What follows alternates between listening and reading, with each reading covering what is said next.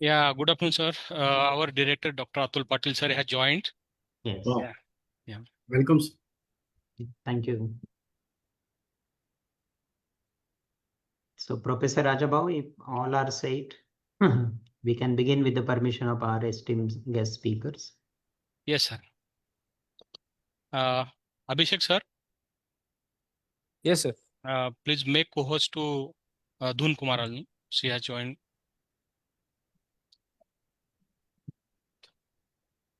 Sure, sir. I'll just check.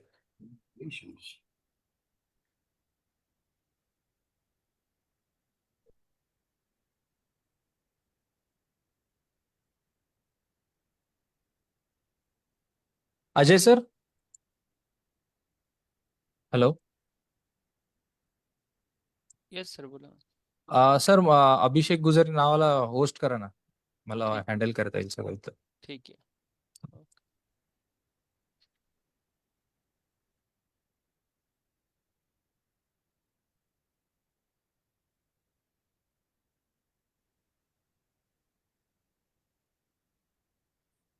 Done. Please start.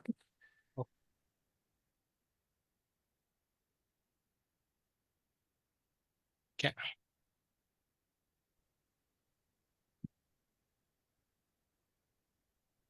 Yes, sir. We can start. She Okay. is the host. Yeah, Dhun.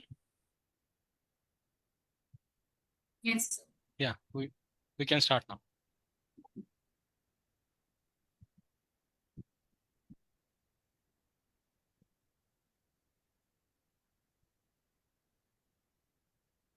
Namaste and good afternoon, ladies and gentlemen. I am Dhun Kumar from the School of Food Technology, and I am joined by my colleagues, Mr. Nirav Mendel from IOD and Mr. Suresh Rajanayar. It gives me immense pleasure to welcome you all to today's guest session titled Is War Inevitable? Bringing in the culture of peace through volunteering. On behalf of the MIT School of Holistic Development, MIT ADT University, I warmly welcome you to the sixth session of this semester conducted under the SHT course, Societal Immersion, Spirituality, Morality. I would also like to extend a warm welcome on behalf of our Honorable Pro-Chancellor and Executive President, Professor Dr. Mangesh Tikarar, our Vice Chancellor, Professor Dr. Rajesh S., and our Director, Dr. Atul Patil, sir, along with all the respected deans, directors of MIT ADT University. Thank you all for joining us this afternoon. Ladies and gentlemen, we have a truly insightful session ahead. Our esteemed speakers, Mr. Vivek Patil, Ms. Alexandra Vassiliou, and Ms.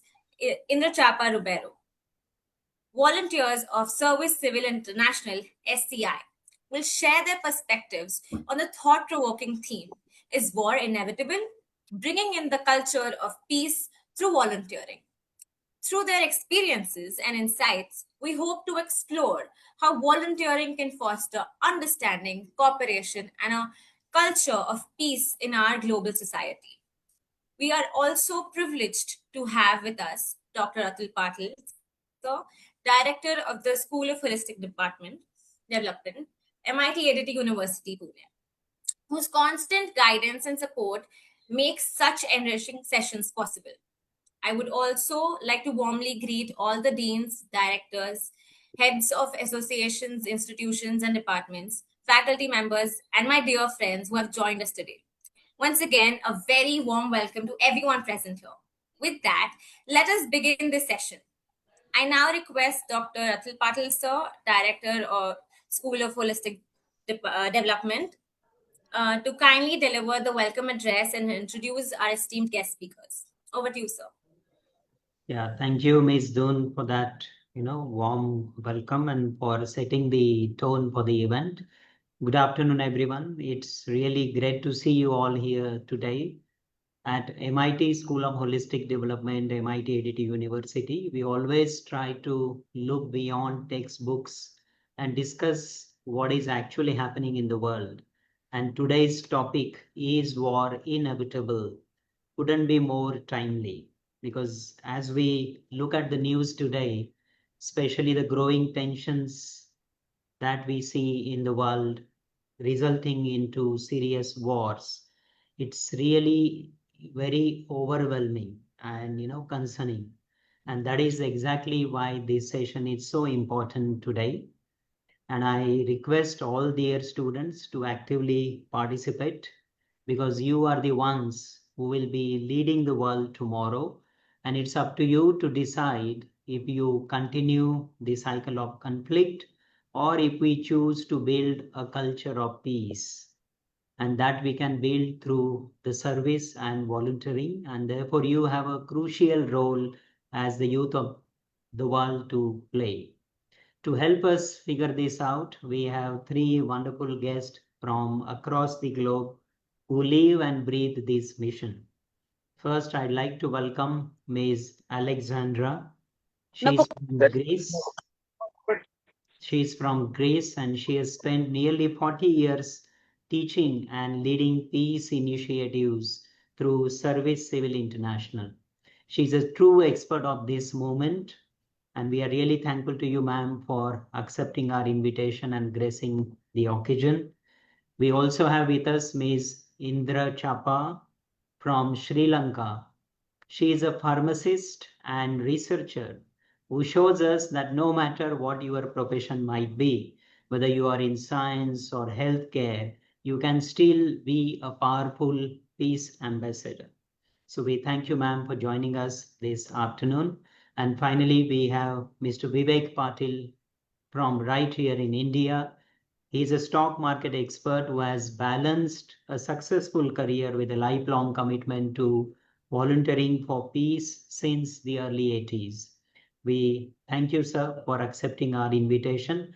I also would like to welcome other members that I see, Suresh Ayerji, Mr. Sunil Pednekar, sir, and Mr. Nirav. Thank you very much for gracing this occasion. We welcome all of you virtually, and with voices from Greece, Sri Lanka, and India, we truly have this global perspective today. And I hope all our expert stories, expert speaker stories inspire us to be more than just successful professionals and also be the voice for the planet. Voice for the planet that our world so desperately needs right now.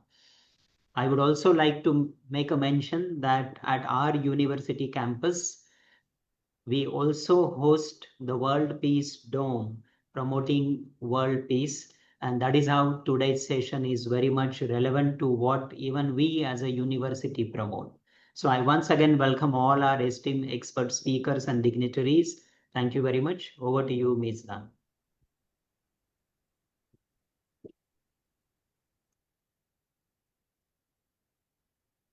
Thank you, sir. Thank you. Thank you for the warm welcome and for your kind words, sir. Now I would like to connect with my colleague, Mr. Neera, for the introduction of our esteemed guests. Yes, thank you, Dun. Now we are deeply honored to welcome Mr. Vivek Patil, who is a qualified professional, BCom, LLB, FCA, and an experienced stock market consultant and technical analysis teacher. With a career in stock market analysis since 1988, he has worked with major firms like ICICI Direct and Citigroup. Along with his brother, he developed the Advanced Stock Analysis ASA software and provides daily and weekly market reports to subscribers. He also conducts training sessions, webinars, and travels across the world and teaches technical analysis. Apart from his financial career, he has been actively associated with Service Civil International SCI since the 1980s, serving the leadership roles and representing global regions at an international dialogue in France. He has also contributed educational multimedia and publications for SCI volunteers. Sir, over to you. Thanks a lot, Nirav. So my experience with SCI has been since 1985 when I completed my education, and the idea of peace was hit me actually because there was small pamphlet I came across about SCI, and that said certain things that challenged me, and I was thinking all the while, why military service and why not voluntary service? And that was the basic question. because military training trains you to follow the orders, whether correct or wrong. And in voluntary, you can have your own decision, and that will actually survive. That's how the world will survive. And therefore, I heard the message. I will actually display the animated video of the founder of SCI, whose name is Perry Serosal, and I will just share the screen and tell you small small video, just 8 seconds, but very important message that actually was the basic idea which challenged me and forced me or encouraged me to join SCI. So this is the founder of SCI. As I said, his name is Perry Serosal, and I will just play that video, just 8 seconds. Peace needs courage. Choose conscience over convenience. Humanity comes before identity, and service beyond borders is SCI's way to peace. So the idea that he started with, I'll just stop the share. Which hit me was that he started to reconstruct a village near Verdun in France, which was totally destroyed in the First World War. And he collected the volunteers from all the countries, including the enemy countries like Germany, and they constructed the village through voluntary work. So there were many people who constructed, and then that experience of coming together, sharing ideas, sharing work, and sharing everything in that camp environment was a big hit according to him. And then he started that kind of activity over the years, and now we are spread over 45 countries, and we have hundreds of camps every year where all nationalities, people from all nationalities come together, understand each other. So it was a great experience because I did many of such camps, and you become friends with people from different nationalities. You go to any foreign country, SCI would be there to welcome you, and you can stay with the local volunteers. When they come to India, they used to stay with me, and that's how you have family relationships. And that is the kind of alternative I was looking for. And I thought, Kitty, I should be part of this. And I attended many camps, many seminars, etc. And it benefited me a lot. My whole life perspective changed from violence to cooperation and understanding, mutual understanding. This is my starting point from 1985 till now. I work on many ideas like creating videos about peace education, etc. Whatever I can do. Similarly, the idea of war, I mean, the subject today's subject is whether war is inevitable. Actually, speaking, it is all in the mind of some politicians, some select politicians, and that idea needs to be not spread to the other minds, and we are the other minds. And in fact, that idea has been now almost on the deathbed, according to me, because 1948 14 to 1918, the First World War, was forced upon various countries because there were treaties among the countries that one country gets attacked, the other countries will also get involved and attack that opponent party. And that's how the World War was constructed on treaties between the countries in the First World War. Second World War was the aggression by some people like Hitler, etc., to take out the countries, other countries, etc. Now, currently, the situation is some people are interested in bringing the country, more and more countries into the war, but the NATO countries, which United States is also the major founder member, other countries have refused to participate in the war, and that's a great idea. And therefore, the current situation is worrying because even if all countries are not involved, they are economically affected, and that will create the supply chain problems, that will create inflation and all sorts of problems. So where the idea of war can take you and where the idea of cooperation and understanding can take you. This is the vast difference. And the fresh minds like you, the young people, they are the main pillars of all these new ideas, and therefore this session is therefore very important. I thank MIT College and professors and participants, all of them. Thank you very much for listening to me patiently. Thank you. Thank you, sir. Thank you so much, sir. As you mentioned that is volunteering important or the military thing is important? That point is the main important. And also the second point you that explained very well about the war situation that happening right now. Thank you so much, sir. Thank you. Now I will hand over to Mr. Iyer, sir. He will carry forward the program. Yeah. Good afternoon to everyone. This is Suresh Rajan here. I have been given the privilege of introducing the international speaker, Ms. Alexandra Veseliu, who has been an educator for more than 36 years, and she was also the international president of SCI, international treasurer of SCI, and she formed SCI Hellas branch in 1983, and she is a lifelong member. Lifelong, she is an educationist, and she knows how to mentor the students and the young buddies, young minds to make their mind to work towards peace. This is really a pride moment for me as well as all the audience here to welcome you, ma'am Alexandra, to speak about this war is inevitable, whether this concept of peace can be brought through volunteering. All stage is yours, ma'am. Thank you so much, Suresh. Thank you so much, dear sirs and dear ladies that are present today. I'd like to start sharing my screen if I can. Yes, ma'am. Thank you.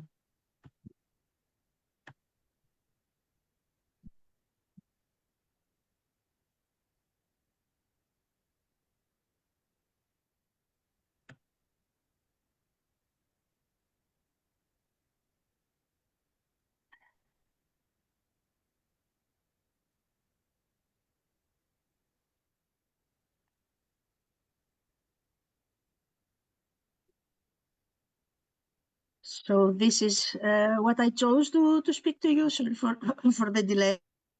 The role of international volunteering in promoting a culture of peace, social and climate justice. On behalf of SCI International, Service Civil International Organization, more than 100 years old organization. So respected dignitaries, dear students, dear colleagues, it is with great pleasure and honor that I accept your invitation to this session, and the theme is War Inevitable, Bringing in the Culture of Peace Through Volunteering.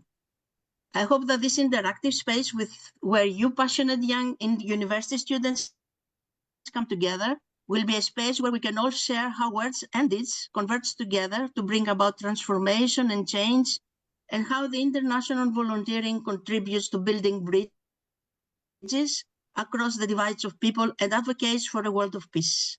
Many scholars wonder today whether our global new normal is a return to basics such as food, energy, security. The most fundamental human rights that our globalized world was supposed to be on a good path to offer solutions. Global conflict has a 23 rise in 25. In 26, more than 30 countries are involved in armed conflicts, including the most prominent ones in the Middle East, Eastern Europe, and the African Sahel, but also in the Democratic Republic of Congo, Myanmar, Afghanistan, Pakistan, and many more, unfortunately, in this tormented world. The arms race expenditure, which hit a record, reached the amount of 2.7 trillion US dollars in 24. Projected global military spending in 25, approximately 2.9 trillion US dollars, could have been well spent instead for the sustainable development of the communities. The world is spending far more on waging war than in building peace. the UN Secretary General Antonio Guterres said in a press conference. Human values on peace and on conflict came out of the ashes of the different geopolitical tensions where millions of people paid with their lives in the past. Although there is a supposed ceasefire, humanity is still watching. Pardon me? Although there is a supposed ceasefire, humanity is still watching in devastation the continued bombardment of urban areas in Lebanon and the genocide, according to special procedures of the UN Human Rights Council, of the Palestinian people. These conflicts are being fought without sufficient regard for the international laws and norms built to protect civilians even in the direst circumstances. Additionally, the Hormuz Straits crisis is not an act of geography, as many point out. It is what follows when diplomacy is abandoned and war is chosen. Is a war by choice, to my opinion. Let's hope that the recent two-week ceasefire will conclude to a permanent peace plan in the Middle East region. As peacefulness has declined for the sixth consecutive year, we cannot help but ask if we are going back to those barbarous times of the two world wars. Now, I would like to ask a question and you can reply in the chat. What steps can governments and organizations take to address violence and foster lasting peace? I would like to give you 2 minutes for your answers in the chat box. Thank you so much. And I will continue after you give us your answers. Okay, in the meanwhile, I will play the video once again because it was only 8 seconds.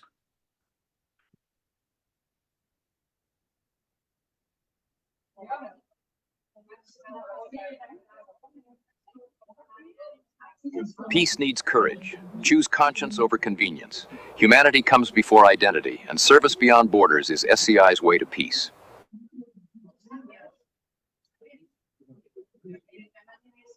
Do you have some Yeah, answers in the chats? stronger policies somebody has written. Stronger policies are required. Yeah, it is coming from Alima Paul.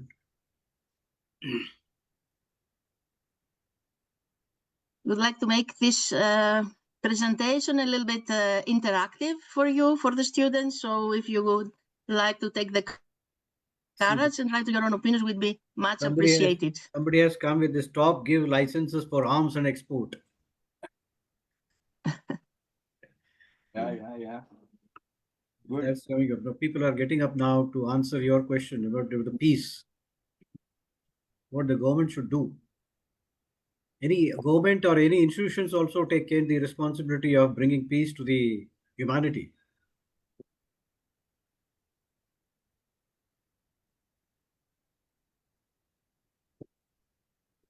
I think as the answers are keeping coming in, I'd like to continue. Yes, ma'am. Yes. Yes, sir, definitely.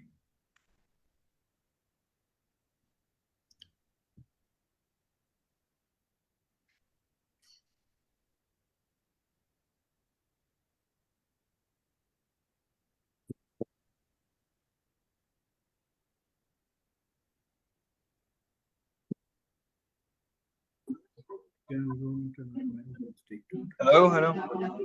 Yes. This is arguably. No. Yes, ma'am. Can I continue? Yes. Okay. This is arguably the most challenging moment of our human rights globally. The new and frightening features is the extent to which states and other upholders of human rights are willing to compromise as if human dignity and the well-being of fellow humans are negotiable. If all this is allowed to go unchecked, then this is corrosive. However, I stand here with you today to categorically say, no, war is not inevitable. In this era of uncertainty and rapid change, with an ever-shrinking civil society participation in political and social life, the International Voluntary Service (IVS) movement leads with resilience, and promotes effective engagement on the grassroots democratic structures level. The first principle of nonviolent action is that of non-cooperation with everything humiliating. Is Gandhi's practical approach to resisting injustice without resorting to any acts of violence. We provide a platform for both constructive dialogue and solidarity work to the benefit of the communities. As a civil society organization, we are committed unwaveringly to working collectively to further our impact and to ensure the realization of our common ideals for peace, nonviolence, and justice. Our values: volunteering, non-violence, human rights, solidarity, respect for the environment, cooperation, empowerment, inclusion. Volunteering organizations are now at a turning point of great opportunity to renew and restart. We must stand up and protect human rights, the only universal agreed roadmap to honor human dignity. Civil society organizations play a key role as defenders of core values and are the beating heart of the human rights protection system, keeping alive the vision of that better world where human rights are fully respected. As climate and social justice issues threaten world peace, international voluntary service organizations have a specific role to play in awareness raising and empowering people, especially the youth, to face these challenges and promote peace using an intersectional approach. Collaboration of all like-minded organizations of the voluntary world is needed to both spread our peace message and to raise awareness on the reduction of the human footprint through volunteering actions. Our organization focuses on positive peace, that is more than the absence of war, concentrating on active actions and emphasizing on a regenerative, peaceful, and inclusive world. According to Mahatma Gandhi again, all good thoughts and ideas mean nothing without action. The activities we're using to promote peace are also varied, ranging from educational activities such as workshops or toolkits, practical actions like long-term volunteering, and peace messengers, and including also advocacy actions such as lobbying or campaigning. In this context, volunteer camps that foster peace by bringing people from different countries and cultures together are particularly recognized as an important tool for peace building. I'd like to continue with another question to our youth audience. How can we as individuals contribute to promoting positive peace in our communities? We would like to receive your answers through the chat box. Thank you. I'll wait for 1 or 2 minutes for your answers. Sure. It will take some time to react on this because as an individual, how one should contribute, you have to give a thought to your mind. Exactly.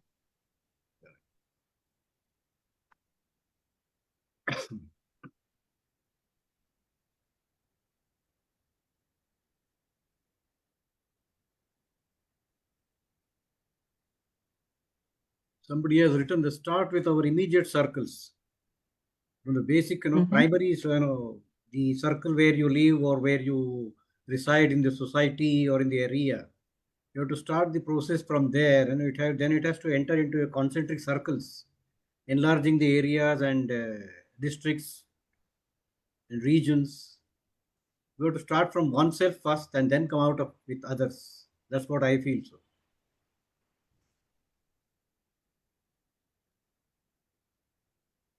stand against injustice. Somebody has come out.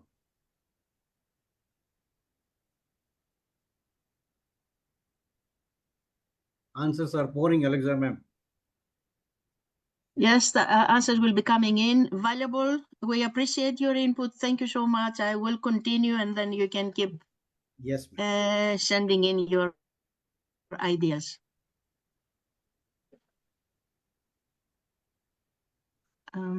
One more has come. By making people understand why peace is important and how it affects communities and nations worldwide. The next one is being compassionate towards oneself and others. People are reacting to your question now. It's very important and very valuable that they are sending Yes, their ideas. As their director said, they are the ones that they will lead the world, and they are the ones that they have to take the initiative right. for a better future for them and for the world. So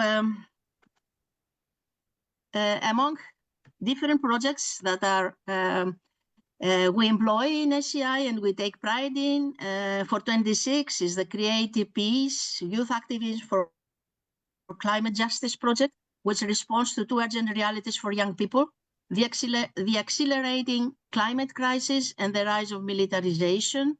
This project combines climate justice and anti-militarism in practice through creative communication tools, embodied activism, and the renewal of SCI's century-old volunteer camp model. Another project that we already launched in 26 is Peace Activist Campaign, a global campaign designed to reaffirm SCI's identity as a peace movement rooted in nonviolence and anti-militarism. The campaign highlights that nonviolence is a powerful, creative, and necessary response to today's social, political, and environmental challenges. In SCI, we believe nonviolence to be a tool for active resistance in shaping peace. Grow food and communities in Indonesia. What does solidarity really means in everyday life? It's another project for long-term volunteers who support community farming programs with kids and youth to strengthen local food security, support English learning and cultural exchange activities while exploring sustainable living in different workshops. Numerous other activities and projects on the 5 continents that SCI is present manifest our commitment to our mission for peace through international volunteering as a powerful tool for advancing anti-militarism, climate justice, inclusion, and solidarity. Before my concluding paragraph, I'd like to ask you one more question. Do you know of any successful nonviolent movements in the 20th century? You can join us in the chat. One of the successful nonviolent movements happened in your country. Yeah. And it was a very, very important one. Welcome to the Peace Education Program by Service. Example to the whole world. Correct. How nonviolent movement can bring change. In this, I think our country, India, takes the lead in this one. Right. Non-violent movement True. started. It is true, and the world owes to India a lot. Definitely. Do you feel that the climate justice movement? But in the 19th century, we also had some other movements, non-violent movements that changed the realities of the countries that they were employed, but also affected the mentality of the whole world, how non-violent movements can shape the world.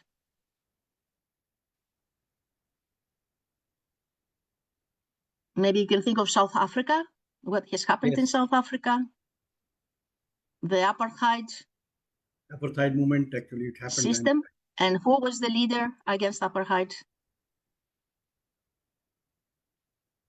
Nelson Mandela. Nelson Mandela was prisoned for his actions, and he was released, and then he was made the president of South Africa. He was welcomed in India. Even the sports also, South Africa was banned. After this apartheid movement was lifted, then South Africa was welcomed the Indian team. Very important personality worldwide. Yes. And of course, another nonviolent movement was Martin Luther King in the United States.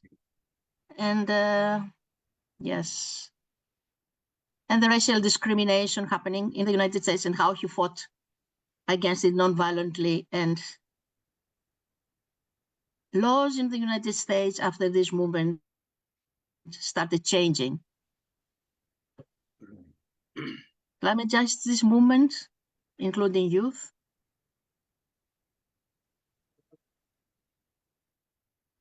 Well, that's the other question, I think.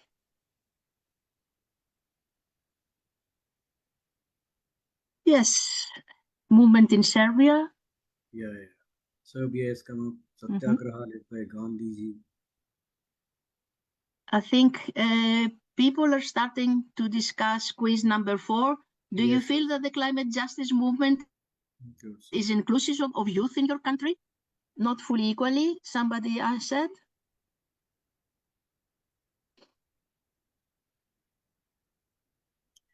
This climate justice movement actually has to pick up at a very fast pace, because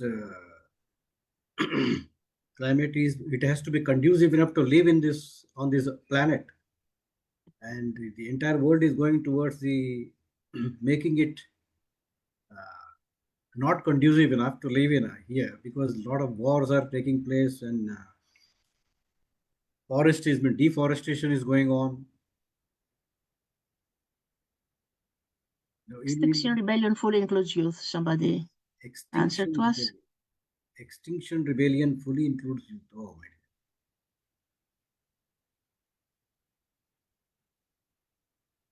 As your answers keep coming in, I think I will continue. Yes, ma'am. To finalize my presentation. The marathon run towards a more peaceful and just world is challenging and long, but we all believe that every small step brings us closer to change and hope. Together we can create a more just, equitable, and sustainable world that we aspire to. Together we can shift the narrative from inevitable conflict to achievable peace, one volunteer effort at a time. As Nelson Mandela, the apartheid hero that he fought the apartheid, once said, "It always seems impossible until it is done." Yeah. So with this concluding quote from Nelson Mandela, I would like to thank you very much for your attention, your hospitality, and it was a pleasure. I will stop Thanks a lot. sharing right now. Thanks a lot, Alexandra ma'am, for Thank your you so much for having me. insights and inputs on the non-violence as well as the peace development in the world. And even you have touched upon the climate changing environment. So I think as an educator, you have educated the young minds of this institute as well as the presence here with a lot of aspects about the volunteering aspect, where we can go ahead and give our contribution to the society to make this a peaceful and happy, loving continent. Thanks for your time and as well as your insights. Thank you. Now move on to. Thank you. Yeah, thank you, ma'am. Dhun, for the next episode of this session. After the two speakers giving their heart out, war should be stopped, peace should be upheld. Now, let us circulate some type of quizzing with the young minds who are present here. Can I ask Dhun? Yes, sir. Abhishek, so will be posting the full questions. Yeah. Yes, sir. Sure, we'll post the quiz. So, do you want the complete entire quiz together, No, or only one one question by at a one. time? One by one Okay. we'll take it. Okay. So all the young minds, the future leaders of this country, be prepared to face this quiz. It is not a war. It is just a test of your present mind. The first question says, poll 1, causes of war. What do you think causes most wars? Answers are given. Only one is correct. You have to take one. Options are religion, economic interest, personal conflict between leaders, lack of communications. Can we go for the second one? Second one is a scale of conflict. Yes, sir. Yeah.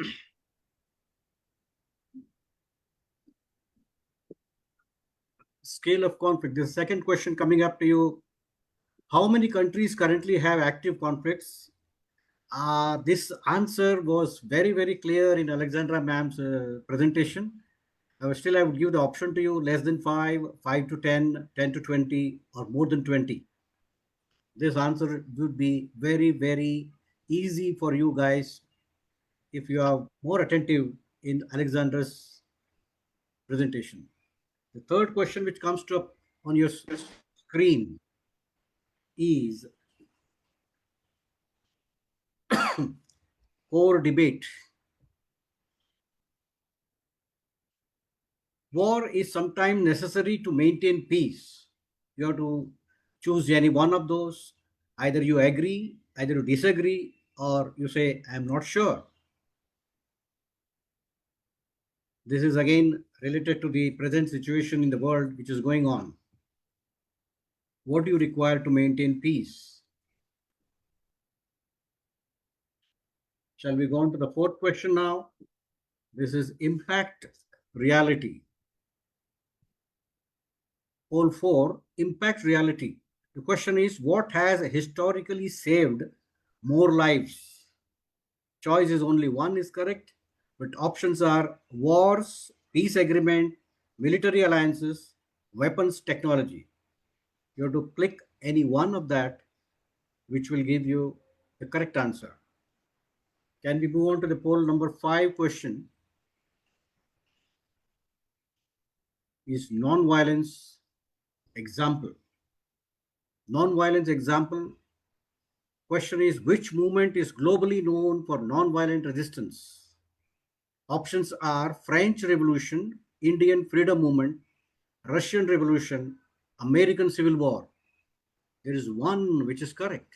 You have to choose the right one. Next, we are moving on to the leader of non-violence. Yeah, leader of non-violence. Who promoted non-violence as a political tool? Napoleon, Adolf Hitler, Mahatma Gandhi, Julius Caesar. Answer is inevitable. Everybody knows it, but still, the question is for you guys to answer the correct one. Next one is coming up, poll is personal barrier. What is the biggest barrier to peace in daily life? Very interesting question. What is the biggest barrier to peace in daily life?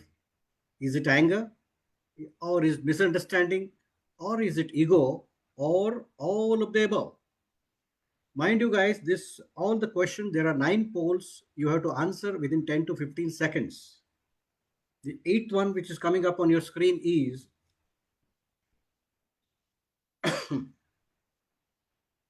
youth role. Can young people play a role in promoting peace? Very much related to you guys, all the students who are watching this. Either you can say yes strongly or a little, not really, no, I don't want to. So choice is up to you. Can young people play a role in promoting peace? And the last one, which is the main question of the quiz. This is war inevitable? Again, there are 4 options are there. Yes, it is part of human nature. We see daily here. Second option is sometimes unavoidable. Third one, no, it can be prevented. And fourth, not sure. I expect all of you answer all these 9 questions and send your answers on the chat box, and we will study afterwards where the trend goes for all the 9 questions. If all the answers are given, yeah, main question. So it will take some time. Before that, Dhun works on that survey, and we have got 2 speakers. Fantastically, they're expressing their views on is war inevitable and how can be volunteering concept of peace can be ascertained. So can we move on to my co-host Nirav to introduce the third speaker?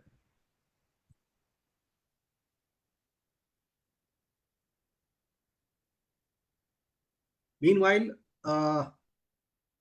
getting to quiz can be put on the chat box. If time is there, the questions can be addressed.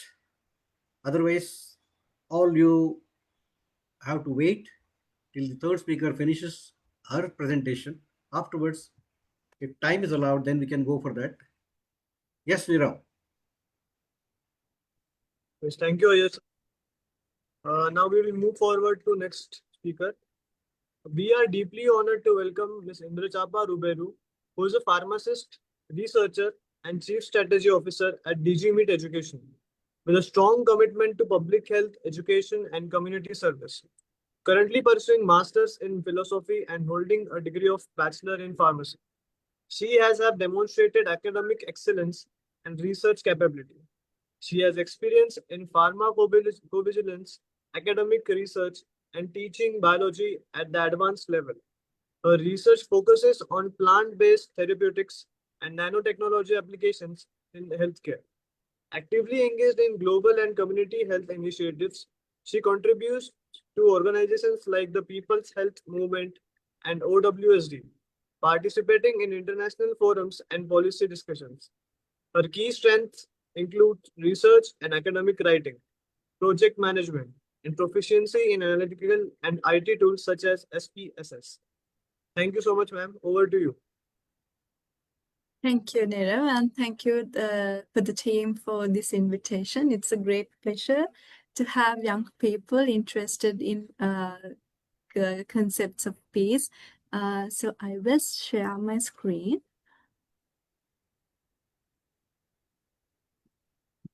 So since we had great discussions with two guest speakers, my presentation will take a different approach. I will, I hope it's visible. Yeah, ma'am. Yeah, it Yes. is. Sure, thank you. So this is actually, I'm Indra Chapa, I'm from Sri Lanka. So I started volunteering with SCI when I was your age. So this is a presentation, this presentation is about peace messengers.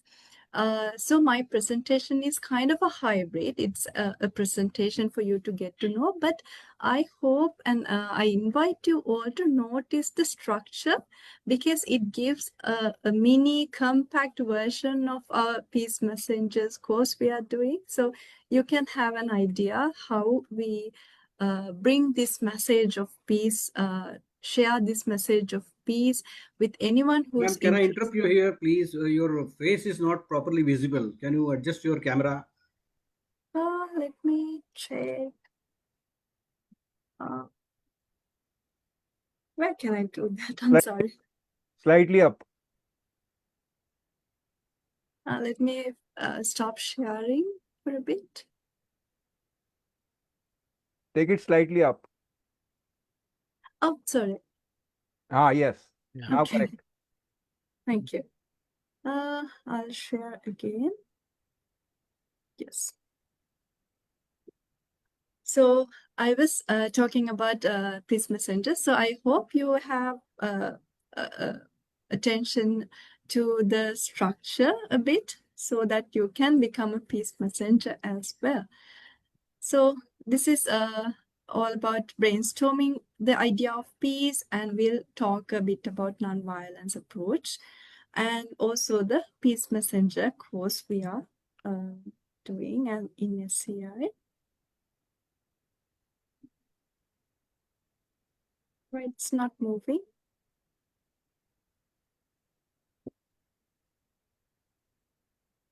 Page down. Okay.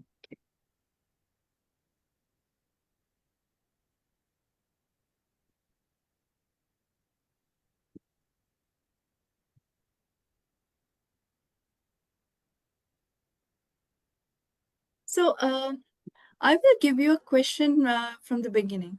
So what does peace means to you? So I ask you to write 3 keywords that you that comes to your mind when you think about peace.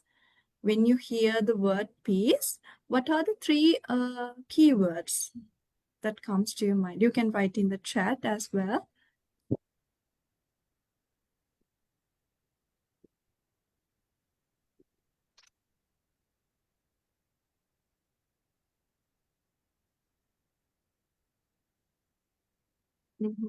Brotherhood, happiness, harmony.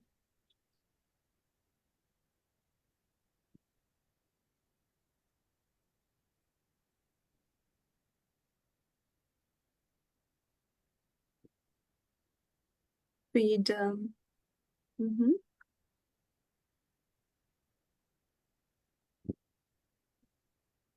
Any keyword, yeah.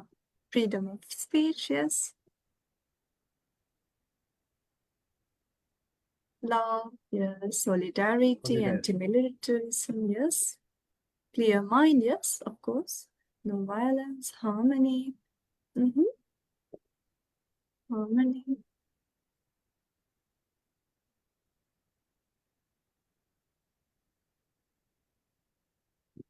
I will give you another 30 seconds to, yep. Satisfaction, joy, international brotherhood, yes. I think everybody had enough time to respond. You can keep answering, of course. So I will move on to my slide. And so, yes, we came up with a few words, right? Keywords. So if I ask you to look at the keywords others provided with your keywords, you might have get an idea that these keywords reflects how you feel about peace, how what peace means to you, right? So it is the entrance. Actually, this is the entrance to our speech. So in your Miss Alessandra's presentation as well, you might have learned that peace is a broader concept. So this is our way of understanding by our own face with sharing others that peace is a broader and deeper concept.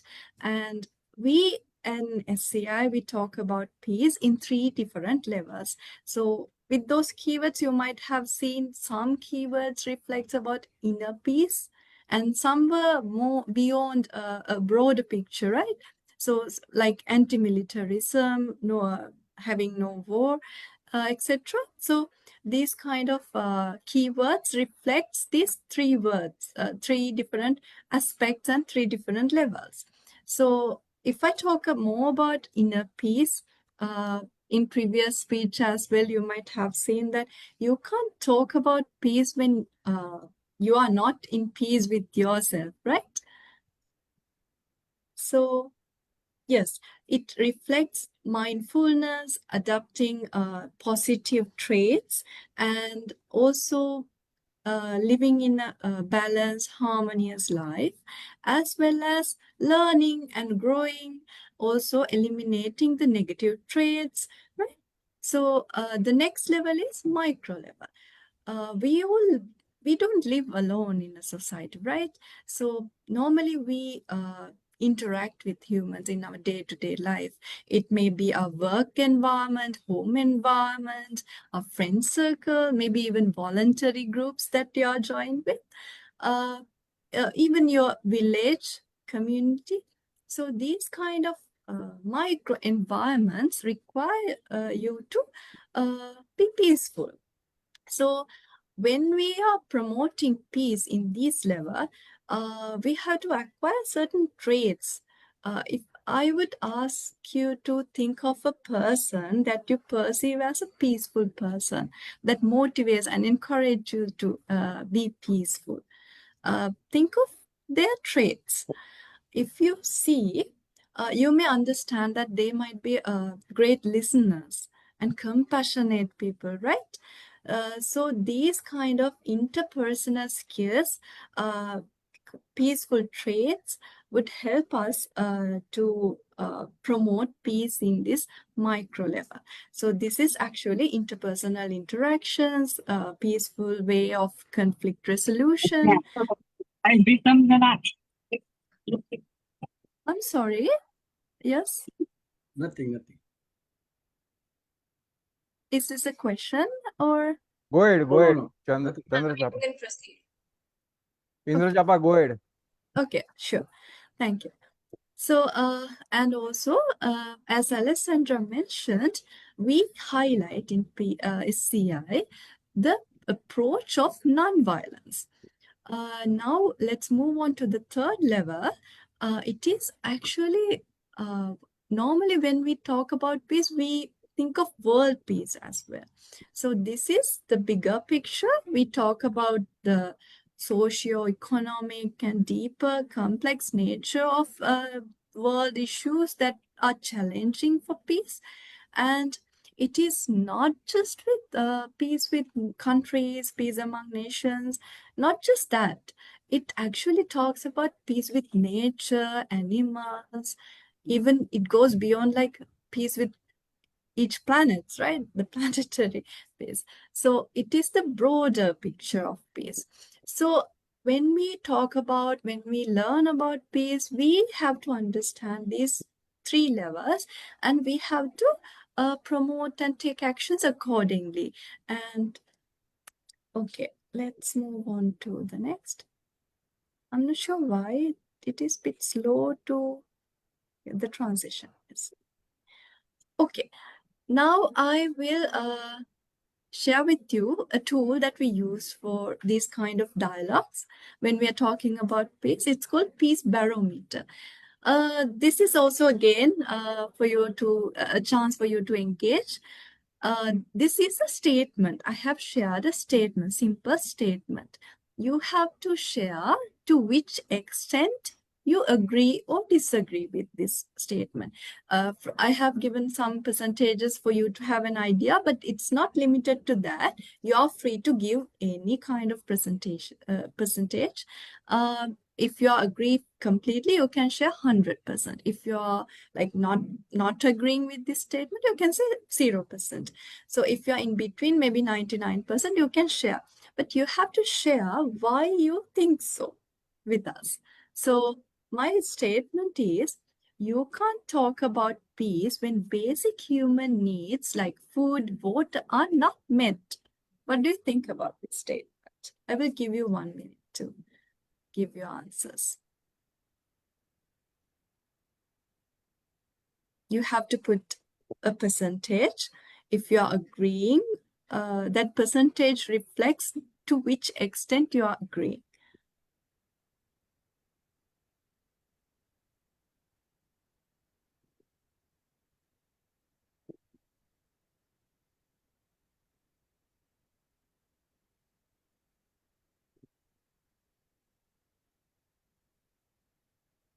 No inputs yet in the chat.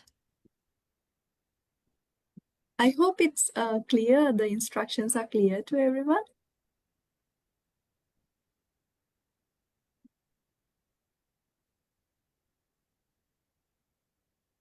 Yes, answers are coming now. Yeah. 75%. Moderately, I agree. 70%. Mm-hmm. Oh, 75 is a common answer actually. You can even have different percentages other Yeah. than what I've reflected. Everybody is writing the 75. Let's see if we have different percentage as well. You can't talk about peace when basic human needs are not met. That's correct. It should be 100% only. Yeah, everybody's free to give their opinion. Yeah, that's correct. And also, like, if you would like to share why you are saying, nice, Wilbert. 50% what can be the cause that basic needs are not met? See, each person has different perspectives. This is a tool where we bring together different perspectives. So everybody feels safe and free to share their opinion and why they perceive these statements as they see that is. So it is a nice tool that you can initiate talk. Oh, Alexander, we can always talk about peace no matter what the situation.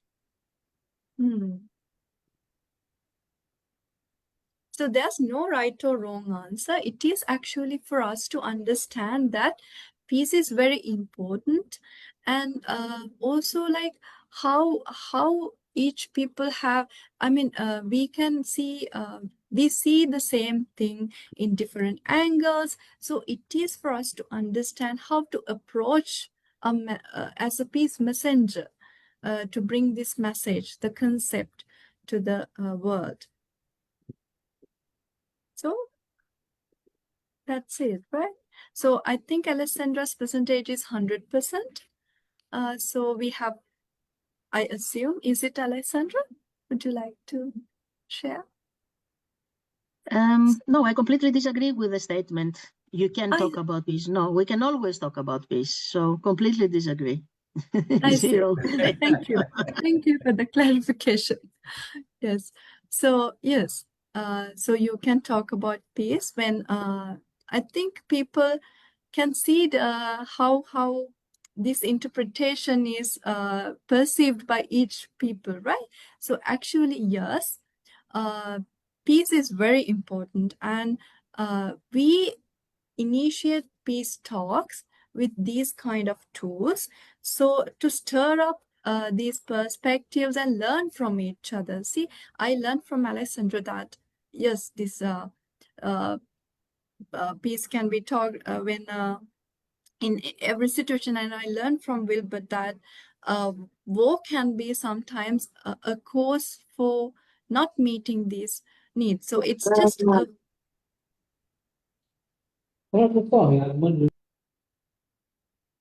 I'm sorry, I hear Please carry on. voices. Please Yeah. carry on. You can move ahead. Okay, sorry. And then so this tool actually starts with these kind of simple statements, and we scale up a little bit and then go beyond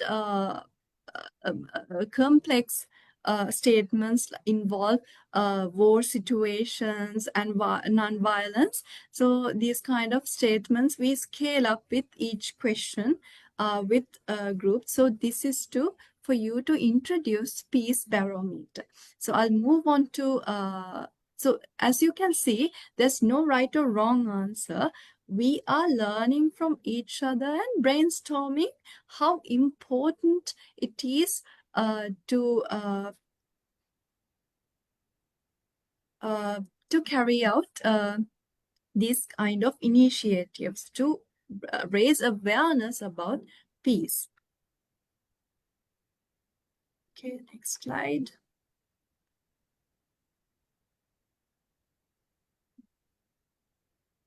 So that with that we come to the topic of non-violence.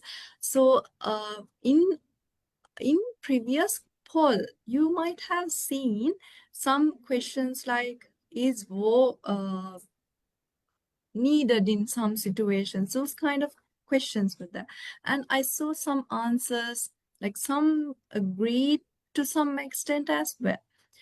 In SCI, we promote a culture of peace, especially non-violent approach. So non-violent, I mean, when you think of violence, you might know that there are different types, even not just physical, even verbal and psychological harm is violence. So in SCI, we refuse any type of harm to achieve any type of those harm used to achieve goals. So normally, even when we are trying to promote peace, even when we are trying to share a message of peace, we act non-violently. It is one of our core principles. So I must clear that this being non-violent does not mean passivity. It's not that you're sitting still and doing nothing. It's a strategy and a very powerful way of approaching our goal, which is to spread peace.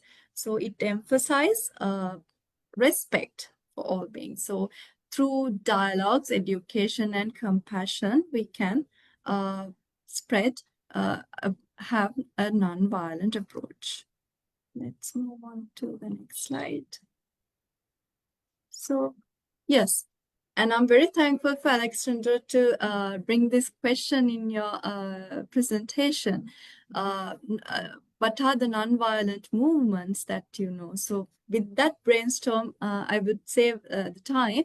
This would be your homework, the homework for the students, that you can actually study about these non-violent movements, and it's very impressive how much they achieved with this non-violent approach, because it's very inspiring and it will encourage you to stay non-violent at any situation, and when you're spreading your message of peace.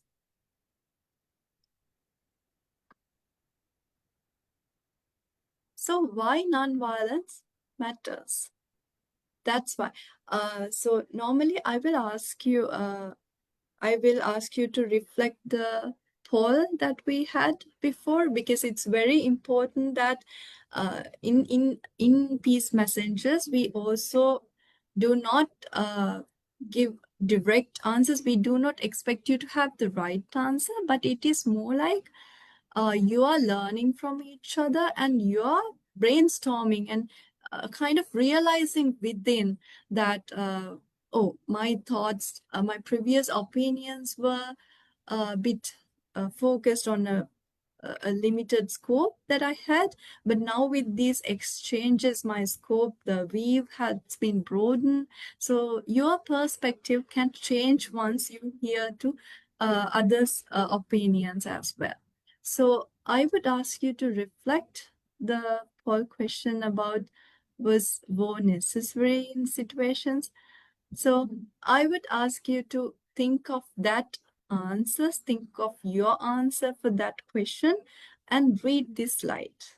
Because non-violence, actually when we are acting violence, even we are fighting for a good, better cause, if we are violent, we are actually escalating the violence further.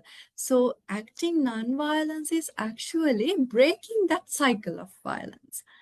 So it is very important to break that cycle of violence, and it protects human dignity because it respects human life, not just human, even including the broader aspect of life, nature and everything. So it respects and protects human dignity. So it mobilizes broader support. So let's say if you're violent, you might not have a broader support, right? When you're nonviolent and ideal in your way of spreading the message of peace, you get broader support. Everybody would feel safe and motivated to support your cause, right? Because it is truthful. And it undermines oppression's legitimacy, because if you think of any violent situation, there's no way that you are legally accused for because you are not being violent. So it is very important why non-violence matters. And last but not least, we talked about historical movements that was non-violence. They are being talked even to this day, and it's motivating you. And your action, your non-violence action would have a lasting change. So it is the importance of non-violence. So I will give you a take-home message, or more like a method that you might have encountered violent situations in your day-to-day life. So you can actually use one of these 5 methods to act non-violent. Because if you had the perception that violence is necessary at some point, you might reflect after using these methods. You might realize that yes, it is possible to stay non-violent even in very difficult situations.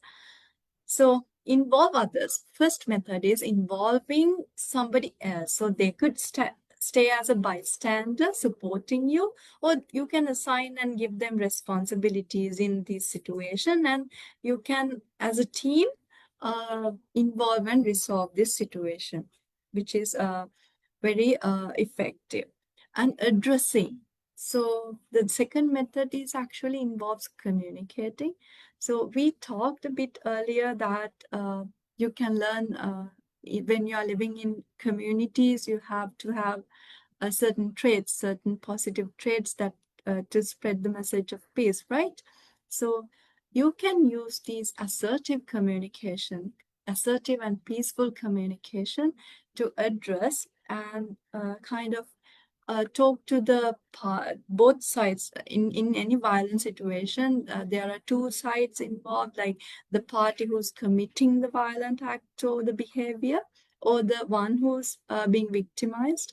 So you can ask the victim if they feel safe, what kind of support do they need, and you can communicate with them and ask how they feel and support them. And you can also talk to the party who's committing the violent act and kind of tell them, right, this is wrong what you're doing, and also kind of bring them the awareness of the importance of having the correct perspective and seeing things correctly and seeing things as they are. So the other one is distracting. So let's say in a situation where it is very you have a little room for any kind of addressing or involve any other, so you can make an indirect distraction, and you can cause an indirect distraction, and you can actually divert its attention of the party who's committing the violent act, so that it buys time for everyone to assess the situation correctly and even to analyze and plan what you will do the next. And the fourth method is removing or separating the parties involved. It can be directly physically removing them, or like indirectly making an excuse and kind of indirectly, subtly separating and diverting this attention. And the fifth method is actually keep being present. As peace messengers, the people who advocate for peace, you have to be present. Your presence itself makes a lasting impact, because the victimized party might feel safer, and it also, you are kind of acting like watchers and like monitor without it further escalating. So try using one of these methods as you see fit, and you have to be smart if you encounter any violent situation, and try, and then you may realize that non-violence is not impossible, and you can have a very impactful outcome by acting non-violent. So how can you contribute? So I think the previous presentations, the guest speakers shared about the complexity of this the world situation, and also the platforms the SCI give for youth to engage in peace activism and like peaceful way of living. So you can become a messenger of peace, and by being an example with principles of peace, and by initiating these kind of discussions and dialogues among your little communities, circles. So it's all about individual responsibility to raise awareness, and also organizing yourselves with the people who are like-minded, to kind of collectively take actions and collectively organize yourselves. In this webinar also, you are organizing yourselves to become educated about peace, right? And to explore new ways how you could contribute to the world peace. So I will share a little more about Peace Messenger Network. So in Alessandra's presentation also, she mentioned peace messengers. So you know that there are a lot of various opportunities SCI is giving for you to engage in volunteerism. The Peace Messenger is network is one of the platforms. It is actually, if you are willing to learn more about peace and learn how you acquire skills and how you can facilitate this kind of dialogues and broaden these the community who is supporting the idea of peace and promote culture of peace. So this is an online course we are doing. So the individuals can write to our host, who is from Wilbert from SCI Belgium.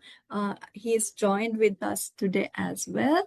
So he's been doing these workshops since 2014, and there were many fruitful sessions that we had. And I'm glad that I'm also one of the peace messengers trained from him. And you can write to the following email address and keep in touch. So you will get notified when the next Peace Messenger course will be. So I think with that, I would like to for you to reflect that peace is a choice. So always choose peace, and you are as an individual have a very great potential even for a lasting and a greater impactful change. So I welcome you all to join with us, peace messengers and SCI other activities and initiatives as well. So wishing you all the best. Thank you very much for this opportunity for me to talk to you all. As well as I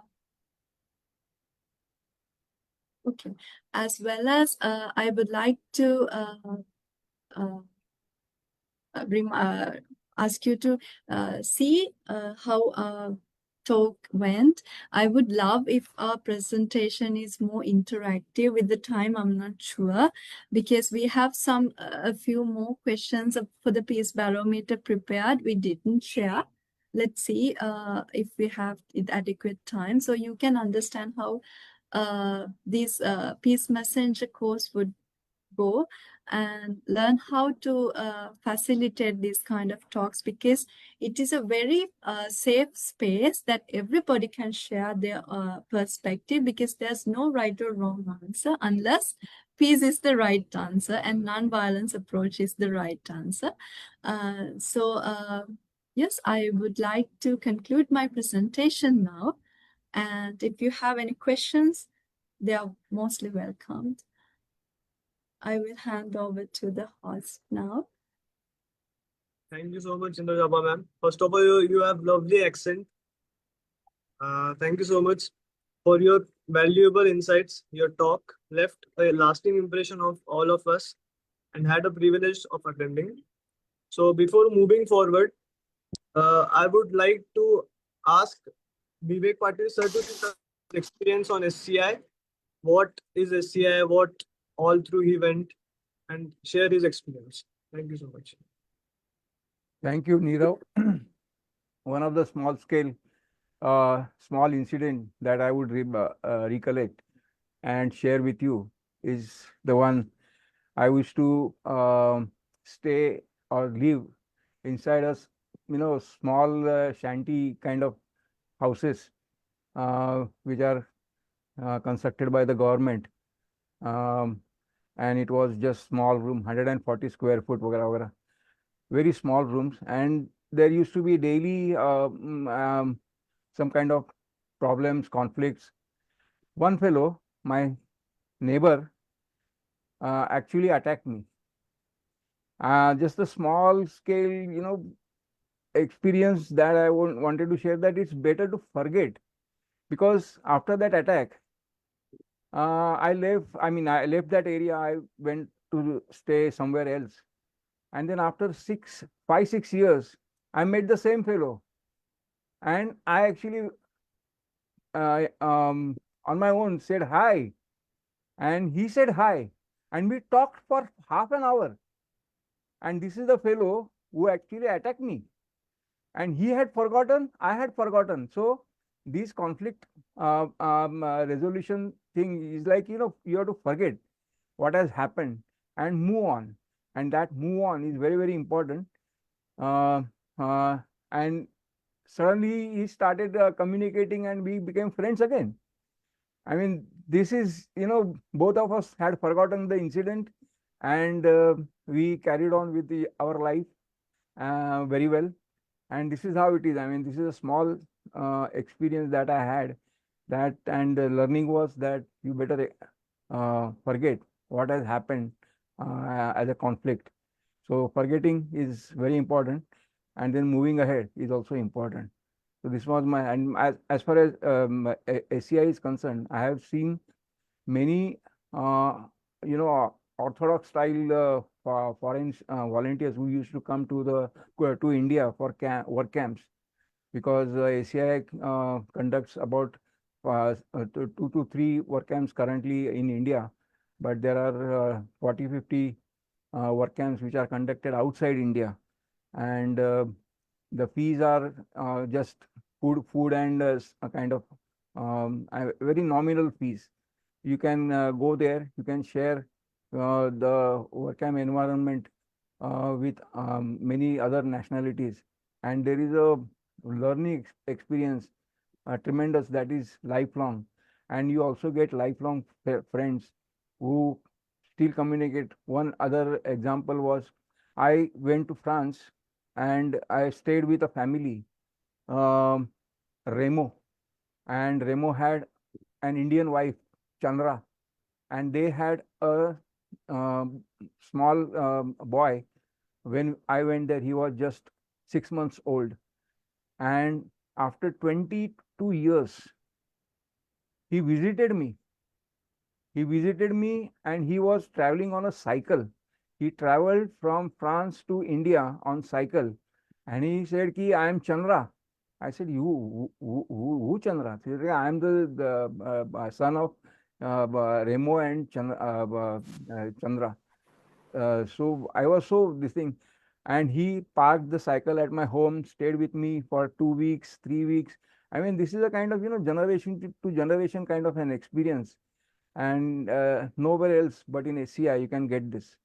And therefore, I would request those who are interested, who can share name, WhatsApp number on the chat. I will save them, and whenever there is, because there are seasons now, the season will start in the month of October, November, December. Whenever there is a camp, they can attend in India as well as outside India. And again, this kind of an experience which is unique to SCI only. The only original work camp idea was in 1920, when different people from different nationalities came together, reconstructed a village. Now this is small time. That experience was carried forward every year through these kind of work camps, and currently 40-50 work camps all over the world are conducted by SCI, and you can participate. So those who are interested, they can just share name and WhatsApp number. Then we can go forward. If there is any information I can share, or we can share, and keep in touch. Thank you very much. Thank you, Vivek sir. Since we have time in our pockets, I will also like Iyer sir to share his experience and tell what exactly happens in SCI camps.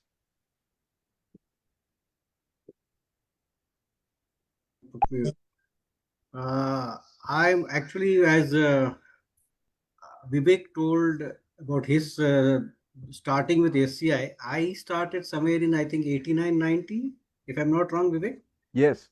89-90, when SCI was in that one of the schools in Mumbai, they used to meet and discuss about all these things, these activities and all, because I'm basically from a theatrical background. So I said cultural and sports are there, so where I will be contributing more. And it so happened that that school wanted to have some programs for the blind girls. So we did 2-3 plays there, taking the help of the blind students. So all these Shrikant Sawant and all those Vivek and everybody was there. We worked as a team without the naming anyone, everyone worked as a team of SCI. And it was a very fantastic beginning for me in those days. And it continued. And I'm also associated with various other activities for the blind, disability, cricket, chess, and all those things, even theatricals. But SCI is always the first organization which uh, focused my attention towards my colleagues till today, that Vivek, Jaiprasad, Srikant Sawant, Sunil, Kishore, lot of other people were there. We are still in connection with each other, we in contact with each other, we speak, and we always canvas and campaign only for the peace, love and peace and understanding of human bonding. Bonding is very, very important. And this is the basic crux of the, I think, SCI, which I continue still further, because there is one word which was, I think, Indra Chapa said in her 3 words for the peace. One is love. It should be written in capital, LOVE. So once the love is there with each and every one, so there will be no time to have a misunderstanding or conflict with each other. So this is what I gained from this 35 years long experience with these people. And sometimes I get off, and then these people pull me in, and then I'm there always. That's my experience. And I feel this today's experience of listening to these 3 stalwarts might have installed or instilled or germinated a lot of seeds in the young minds of these MIT College students. They might be, peacemakers for the future generation to come and follow. Definitely, we need such people, and to take because our country is a peace-loving country. We have never attacked anyone; everyone attacked our country. So that is the basic crux of the story. Is we are a peace-loving country. So I feel that whoever has attended today, and if this program is circulated to the students of this institute, they might gain some insights or inputs how to go about this. They carve their path in the peaceful planet, not only a country. The entire planet should be peaceful. So, which is actually torn into pieces by these war mongers, which is currently going on. They are the war lovers. We don't want them. We want peacemakers, peace lovers to continue, so that this planet Earth becomes more peaceful, more conducive enough to live long. That's my input. And one word I would like to tell from Mahabharata: the first ever peacemaker was Lord Krishna. He came to Duryodhana, said, no war will happen if you only give 5 villages. So he didn't agree, and then the war happened. So it was started by, we call it as Shanti Doot. The messenger of peace was Lord Krishna. The second one was Lord Jesus Christ, was also a peacemaker personality. So, but people took it otherwise, and they had to go all the other trouble and sufferings. And after that, people have realized, and is yet to come into fruition, that peace is the only word which should be written again in capital, golden letter capital, that it should be pursued and continue to live long peacefully with like brethren. Thank you for giving me an opportunity to say a few words. Thanks a lot. Thank you so much, Ayyar sir. Now there will be a question and answer session towards Dun. Dun, you Can get I, Nirav, can I just wait for the quiz replies? Just a second, sir. There's some questions even from Inshara ma'am's side. So Okay, yeah, sure. there's a small quiz from her end. I would like everybody to pay that attention, and we'll be sharing the quiz shortly. So I want everybody to take that over, and then we can go to the conclusion of your quiz. Peace quiz. Yeah. What is this? Yeah. I have all the answers with me actually. Peace quiz is first. What do you think causes most wars? The answer people have understood properly. Question number Yes. Answer given by the audience is economic interest 50%. Right? Hello? Economic interest Show the says, results. results I will show you. 100% economic interest. It is those who have understood, they have written as 50%. It's a correct answer according to me. 50% is the correct economic interest. Others are like 11% and 2% and all those things. Yeah, Lack this of fresh poll she has started. yeah, students have tried to understand the situation and they are into grasping the So these are subject. correct answers. Yes. What do you think the cause most wars is economic interest?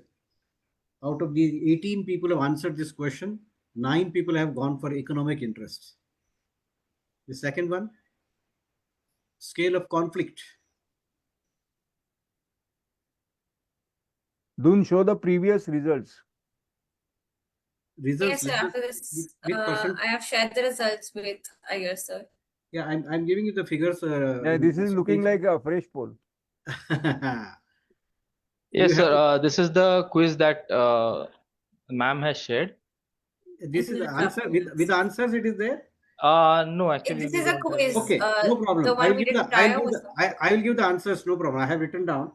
Second was, sorry. What do you think that most causes most wars? Religion has given 11%. Economic interest is 50%.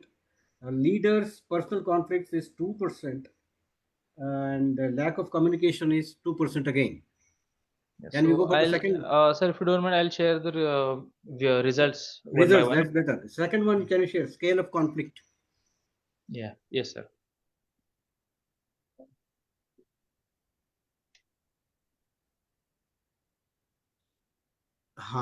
This is the scale of conflict. Here, most of the students says it is 5 to 10%, the 50%.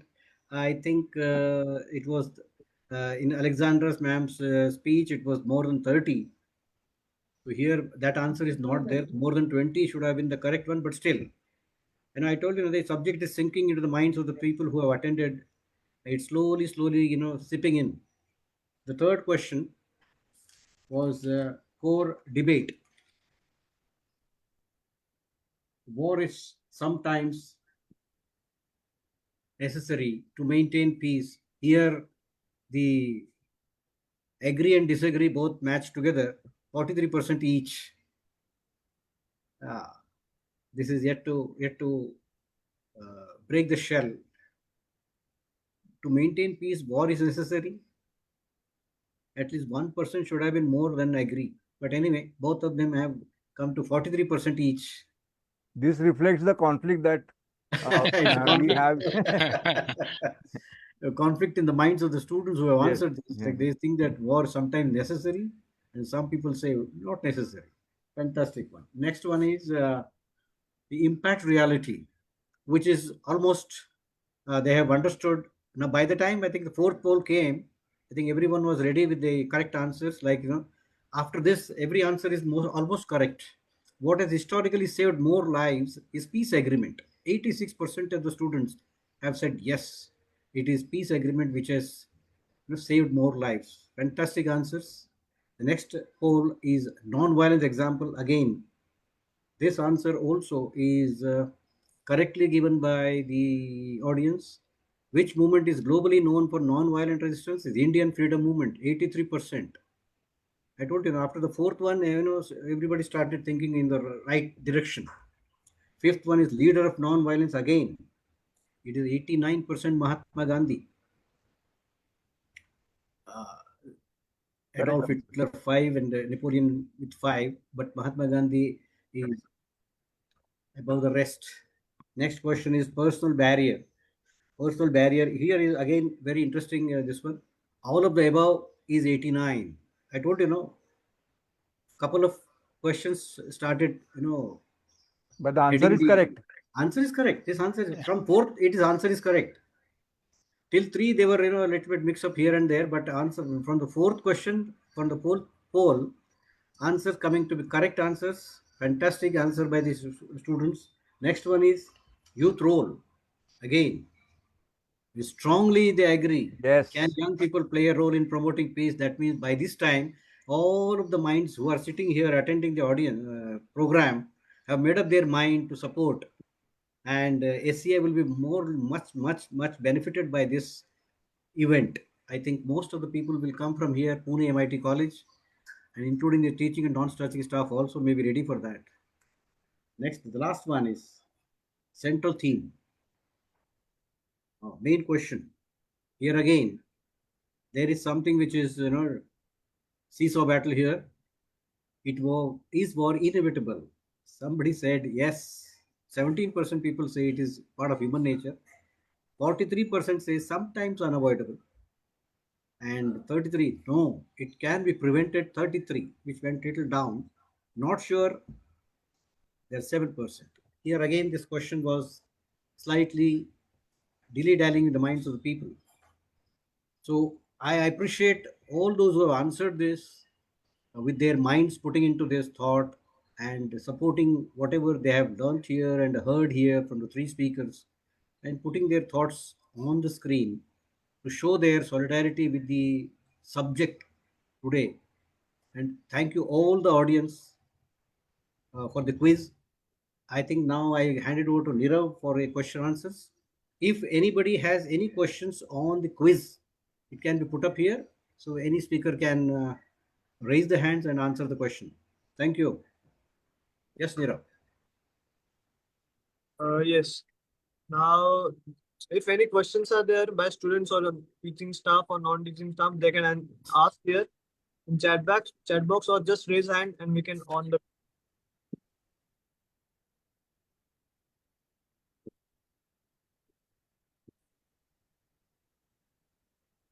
Yes, students, you can drop your questions in chat box. I think few students are sending on my WhatsApp. Please don't share. Sorry, I will share some questions here. Yeah.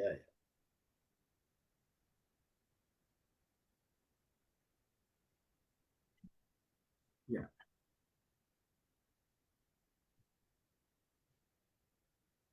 There is a question. Yeah, there's a question has come from Rajabhau Patil. Yeah, students are sharing with me on my WhatsApp. Actually, in your WhatsApp, okay. Can education systems integrate volunteering to nurture peace-oriented mindsets among students? Yeah, I request any one of the speaker to pick up this question and answer. Yeah, there is something called NSS, National Social Service or something, na, in colleges. Yeah, necessary. So that focus can be slightly, towards peace also, because there is already established organization called NSS, and that course and extra marks are given to the students. And this is a system, I think, in most of the countries, not only in India, but it's a good system according to me, and that should be used to promote the ideas of peace. Yeah, thanks a lot. The next question is, do you believe war is a natural outcome of human conflict, or can it be completely avoided through conscious efforts? Alexander ma'am, can you throw light on this? Yes, thank you so much. For me, the answer is obvious. Conflict can be avoided, wars can be avoided. Diplomacy is the tool for the countries to avoid wars and conflicts between them. If we abandon this big tool that we have, diplomacy, then of course we end up with war, and that's what happens in the war between USA and Iran. While the diplomatic talks were going on, Israel started and USA started bombing Iran because they abandoned diplomacy for their own reasons. So yes, we can avoid conflict, we can avoid war in the level of the between nations, but also in the level between communities and between individuals. We can always talk to each other. We can always communicate. I think Indra Chapa explained many different ways how to avoid violence and how to employ nonviolent communication, nonviolent acts to communicate with each other and be peaceful with each other. I have one remembrance, let's say, experience from my first work comes back in 83, 84. I will take you back in time, in the capsule of time, when we were organizing in a martyr town village in Greece. Martyr towns from World War II are the towns that were completely burned down and the male population was killed by the oppressor, by the Nazis at that time. And when we had SCI Germany and the SCI-LS were organizing a work camp there, and I was coordinating it, we visited with all the volunteers a survivor of that massacre back in 1944.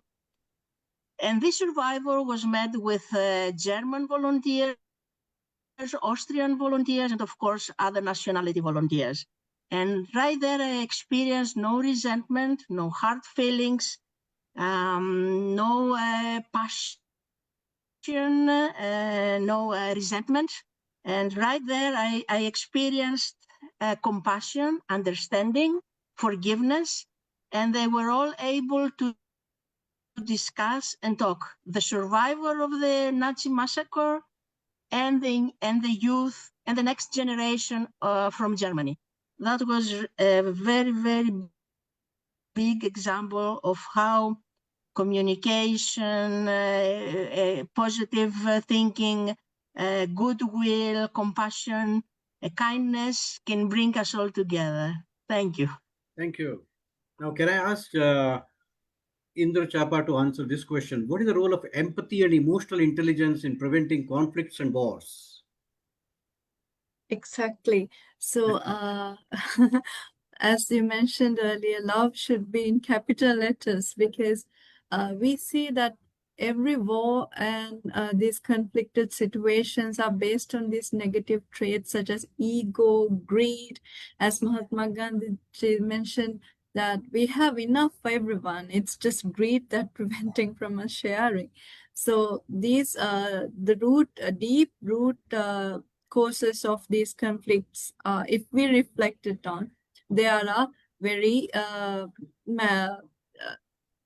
very much rooted in these kind of economic and political perspectives. So emotional empathy and emotional intelligence and empathy is very much essential because when we are interacting with people, we have to have this capacity so that we can understand each other, because these misunderstandings lead to further escalations of conflicts. So there are different traits we normally talk about when we are working as a facilitator or peace messenger. If I may elaborate, if we have time. If you are a great listener, and one thing is that assertive communication, great listening and empathy, and giving others space to share their opinions and noticing the vulnerable popularities, and also when we talk about the space and freedom to speak, and these kind of things we only notice when we actually develop these traits, empathy and emotional intelligence. So it is very essential, even if we could develop these traits in kids at any level of age, if we could, even in adult learning, if we could incorporate these kind of platforms that people could shape up these traits, brush off these traits, it's very important because actually we are dealing with people, right? It's always people that we have to have this interpersonal skills and this link so that many of the conflicts can be resolved. And so as we discussed about non-violence as well. So it's always that we are breaking a chain of this. It's always some party do something and we react and then it further escalates. So we have to break the change and be the change. For that, first you have to educate yourself and reflect on yourself. And then you can share this experience and make other people change makers. So for that, the basic foundation lies in empathy and emotional intelligence. So Fantastic. yes, with I one think, we can start, you- then the you- world you- will be a peaceful in place. your answer, you've already answered the second question, which comes up like every nation raised their ego. The interesting question has come from hello. What, hello. Students, please unmute yourself. What challenges do volunteers face when working in conflict-prone or sensitive regions? Anyone can pick up this. So this all of three who have a vast experience in this type of questions or objections when it comes into. If all of three can, or any one of you, because all three are in the same platform. Can I ask Vivek to? Yeah, I think the feeling of nationalism prevents getting along with other nationalities, and that's the main focus that is addressed by SCI, because when you stay with other nationalities in a camp environment and do some constructive work together, that was the experience of 1920s, carried forward so many years, every year, so many camps involving different nationalities. That concept of strong nationalism, etc., that ultimately breaks down, and that is solution to most of the problems currently in the world. Right. Thank you for that. The next question which comes up is what lessons from past conflicts can guide us towards creating sustainable peace? I think it should go to the peace messenger only. Yeah. Indra Chapaji.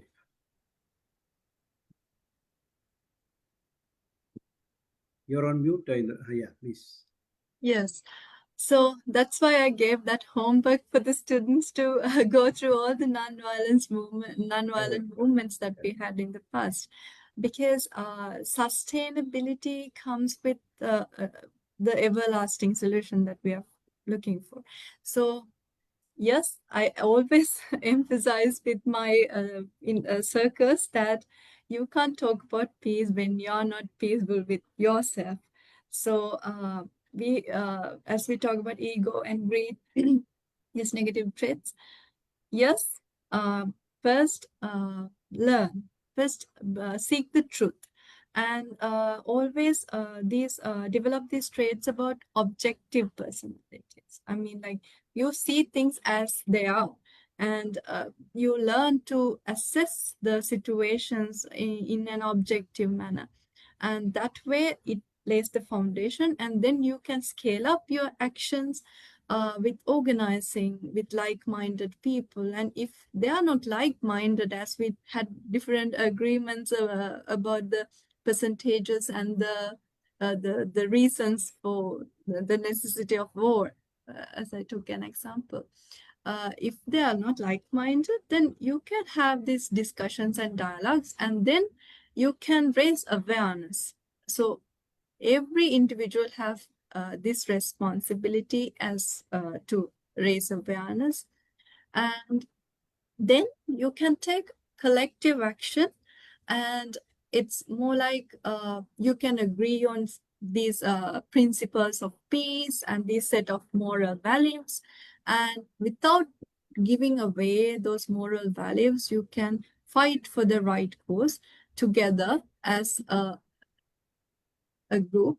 And also then with each these small group, then it makes the nation. And then for the sustainable peace, my answer, if it goes for a broader discussion, but like, if I simply mention that each individual has a responsibility, that they could be actively present and seek the truth, even your voice matters.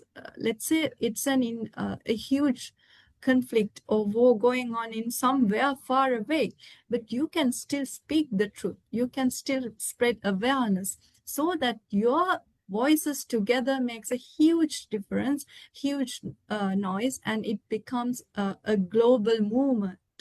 So that's how people's movements are built. So this movement building is one of the skills you may learn through this journey. So for the sustainable pace, so every individual has a role. So I think that optimism and belief that you can make it happen and change it. That's very well said, actually. Because, partly you answered the next question which was coming up. How can communities shift from a mindset of competition and division to collaboration and harmony? Partly you answered this question already. So can anyone other than you, Alexandra ma'am, can you answer this question?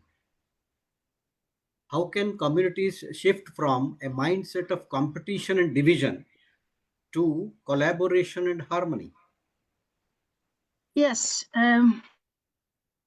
communication, open channels of discussion, communicating, explaining, understanding, compassion. I think, as you said, we mentioned all these traits before, and this is, of course, present in my answer. Only opening up and understanding each other's position from where everybody comes from, I think it gives solutions to our problems and leads us to cooperation and collaboration together. Because the past conflicts, what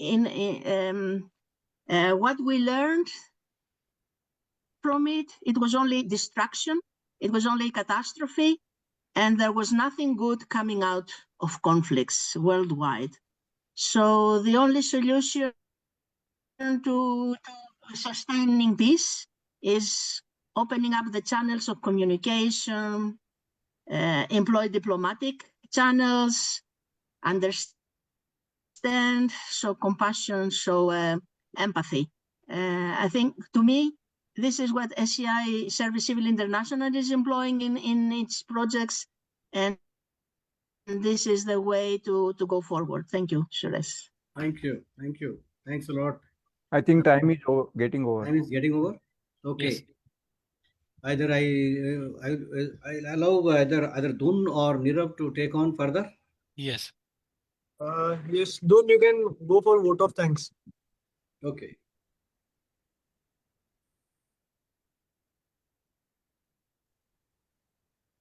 By the way, thank you everyone. We are honored to listen all the speakers today.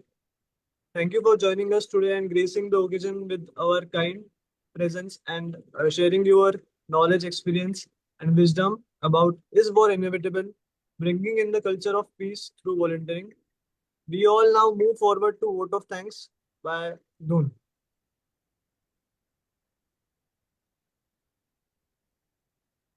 It is a great privilege to propose the vote of thanks on this special occasion. I would like to thank Mr. Vivek Patil, Ms. Alexandra Vassilo, and Ms. Indrachapa Rubero for sharing their insightful knowledge and valuable insights on this topic. Is war inevitable, bringing in the culture of peace through volunteering? We extend our sincere gratitude to our esteemed speaker for generously sharing their valuable insights and experiences. On behalf of everyone present, we thank you for your time, wisdom, and dedication. Your meaningful contributions have left a lasting impression on all of us and have inspired us to reflect, engage, and take action. We truly appreciate your efforts in nurturing awareness and compassion among the younger generation, and we look forward to witnessing the continued impact of your commendable work in the years to come. We are extremely grateful to our Executive President and Pro-Chancellor, Dr. Professor Mangesh Tikarar sir, for his constant support and guidance. We are also sincerely thankful to our Vice Chancellor, Professor Dr. Rajesh S. sir, for his encouragement. We are thankful to Dr. Atul Patil sir for welcoming the guests. I thank Sir for bringing all of us under one roof and making the session possible. I'm also grateful to Professor Rajabhau Patil Sir and Mr. Abhishek Gujjar Sir, course coordinators of Societal Immersion Spirituality and Morality course, for guiding us and leading us through this program. I appreciate the presence of all the deans, directors, HOIs, and HODs, all the teaching and non-teaching staff, dignitaries from different organizations, and the enthusiastic audience for their patience and active participation in making this talk interactive and wonderful. We have shared the attendance cum feedback form in the chat box, so I would request everybody to go fill that up. Yes, I thank you. request Nirav to provide closing remarks. Thank you. Continue. Can I add one line here? Yes. Yes, sir. Before I hand over to Nirav for Yeah. his first-hand experience of working with SCI, I just would like to take this moment to thank profusely the MIT College people and the SCI management and the audience and the international speakers Alexandra and Indra Chaba for quietly listening to my indulgence in between whenever it was possible. And I think it is not you people. I have gained a lot of experience and insights and inputs from you people. Thanks a lot for giving me an opportunity to be with you all. Thank you. Now I hand over to Nirav for his first-hand experience of working with SCI. Thank you. Yes. Ladies and gentlemen, I hope you have been as inspired as I am right now with this insightful speakers today. Before concluding, I would like to share my experience with SCI. So I have been with SCI volunteer since last 2 years, and I have attended 2 camps, one in Dehradun and second in Sri Lanka. We meet new people, we stay with them in the camp, we exchange culture. So indeed the bond is made. I thank SCI for such an impactful change in my life. Today's session of is more inevitable, bringing in the culture of peace through volunteering is a masterclass about the journey that each of us can embark on the improve our lives in countless sensible ways. So, ladies and gentlemen, have a great day ahead. We declare the program is over. Thank you so much. Thank you. Yeah, Thank you. Not before you should have one photograph. Everyone should be having their video on. Atul sir, would you like to say something? Yeah, definitely. We would welcome. I would once again like to place on record our sincere thanks and the wonderful work being executed by the entire team. And it was really an enriching experience listening to all of you. And thank you very much, Iyer sir, for adding, much flavor to the interaction that our students had. For bad things to spread, we don't have to take efforts. They get spread automatically. But for good things to spread, we need to take efforts. And the efforts that you and the entire team, including our esteemed speakers, are taking are really remarkable. Hats off to you, your selfless work that you are doing for a better future that each one of us is going to have tomorrow. Thank you. Thanks a lot. Thank you, sir. Thank you very much, Vivek Patil sir, Alexandra ma'am, Sawan sir, Iyer sir, Nirav, even Indra Chapa ma'am. So you have given your time for us. Thank you once again. Thank you. Okay. Thank you a lot. Bye. Thank you, sir. Bye. Thank you. Bye-bye. Thank you. Bye. Thank Bye, ma'am. you. Let love and peace be always there. Yes.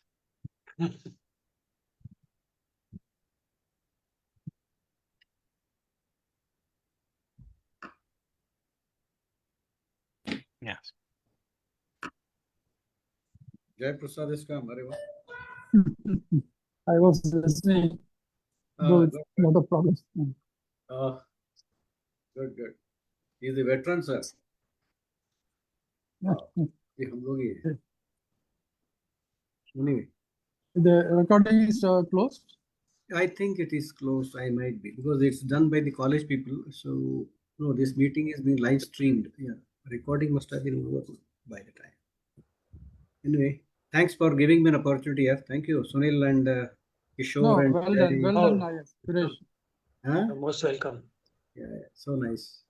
Well Thank done. you for Suresh, taking the responsibility to total count किती होतं का माहिती आहे का? 265. I watched the 265 was there, but I don't know. It must be more than that. नाही पण live Facebook पण होतं ना त्यांचं. हा ते माहित. हा कारण ते तिथे बसवले नसणार तिथे. अच्छा. आणि हे झूम मध्ये 365 झालं.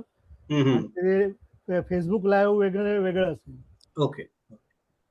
This was live on Facebook also. Okay. हा.